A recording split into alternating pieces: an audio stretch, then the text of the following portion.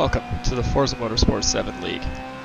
This week it's all about Hot Hatch Genesis, a collection of 80s and 90s cars that birthed the modern interpretation of the much adored Hot Hatch. This week we are competing in the number 07 Flozoil Honda CRX SIR. Here I'm taking a hot lap around Hockenheim during testing as I tune the car to hopefully give me the edge I need to compete. After weeks of very high performance race cars, this was a drastic change of pace, and obviously these little hatches don't drive with the same principles as your 90s F1 cars. I put on the splitter and spoiler as well as a slightly heavier and larger set of wheels to give myself the PI I needed to get the race suspension, transmission, anti-roll bars, and clutch installed along with Class 1 weight reduction. Because as they say, horsepower will make you go faster on the straights, but weight reduction makes you faster everywhere. This car is running a relatively high rake to assist in downforce and to shift the CFG forward a bit to make the car oversteer a little, as I found during the preliminary testing of all the cars that this is an issue for the CRX. Excessive downforce on these small cars can also produce severe drag that the engines just can't overcome, so I decided on low downforce values for the splitter and wing to make up for the high rake. Camber, toe, and caster are all stock, with a slight stiffening of the anti-roll bars, and the gearing is set to take advantage of what little max horsepower band exists on this car. I decided to sacrifice acceleration to get more top speed out of the engine, instead relying on carrying momentum through turns, rather than raw acceleration out, which ended up being a successful strategy this week.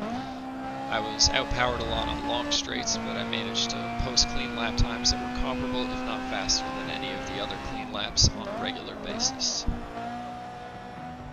Alright, to adopt the try-hard position, leaning forward on the couch. We're off at the Bernese Alps Stadsplat circuit. The number 7 Flozoil car is off to a slow start with Double Nut taking first into turn 1. We're going 3 wide right behind him in the Marlboro, the Mugen Civic, and I sort of slide behind him there, back behind. Contact there because the silver car had nowhere to go. He takes out the Clio as he spins around, and we're going down into turn 2. And I get a real good run here. Go off around the outside of that black Volkswagen and that Pacer, coming up on Safa's behind. And he tries to block, but I just go under him. Set my sights on P-tuned. As I slow down here, I take a hit in the back. And it shoots me wide as Safa tries to take back his position. And then I sort of get into the back of the number 4 there. As we go through here, Safa tries to make it 3 wide going off the track, but he can't hold it, and he spins around. And then we go into the backstretch here with the S's. Marlboro car and I bounce off each other a little bit, but he just ends up going way too wide there, and I go around his inside. And he tries to cut back behind me to get back into the draft.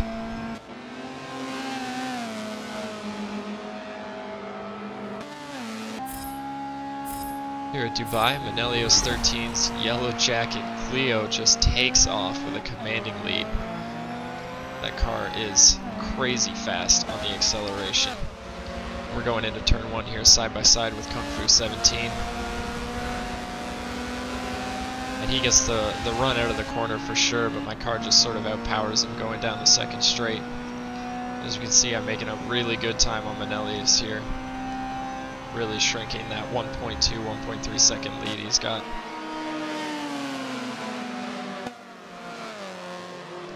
We got a little bit of sliding from the people behind as we go through.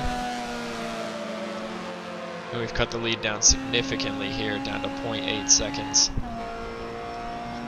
Heading into the back S's here. Manelios has taken a really weird line through this place. As we catch up, and I think I got him, so I dive on the inside here and get around him. Nice and clean, heading into the tunnel.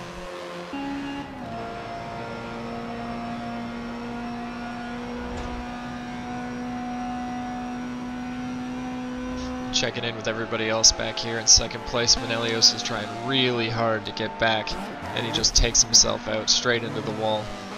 And then the number 12 there goes by.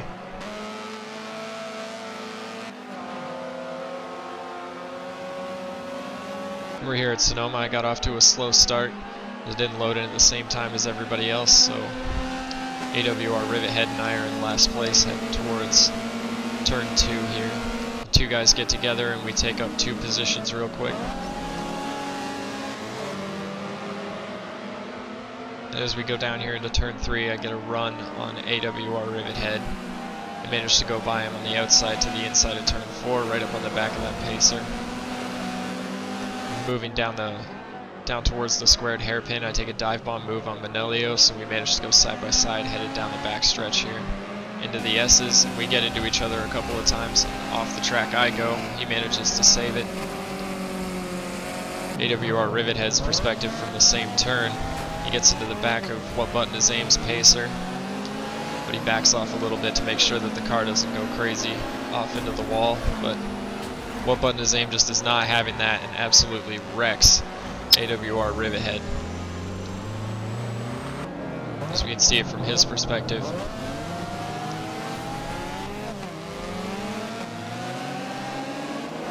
He sees Rivethead come up beside him and bounces him again, spins him around, and gets hit himself directly into the tire barrier.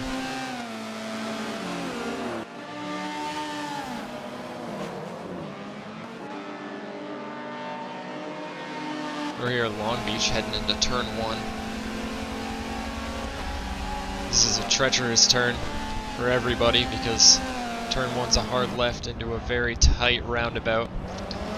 Everybody gets together. The turbo kind of spins around, but the guy manages to save it. It's excellent driving on his part. I screech up the inside of Kung Fu's Camo Fiesta. And I'm headed out, and I pass Manelios on my way out onto the small straight that heads toward the back. And we've got What Button Is Aim straight ahead, making absolute use out of that pacer's top end speed. He's just going to leave us all behind here. Here we can see Andre668 get into the back of Manelios on his way into the carousel.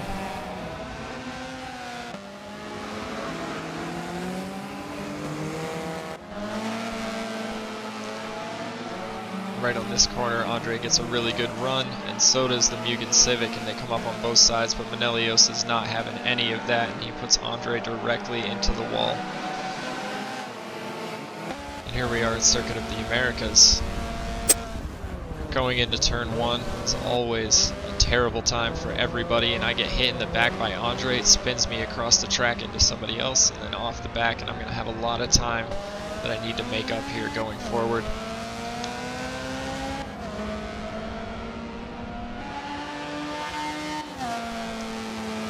Checking in with AWR Rivethead for the same turn, so we can get a better look at what's going on in the field.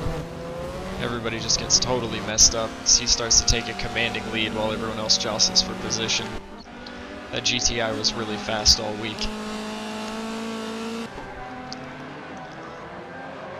You see me, I get to take a pass there. Somebody managed to put themselves in the wall. I think that was Kung Fu. And I'm coming up on the back of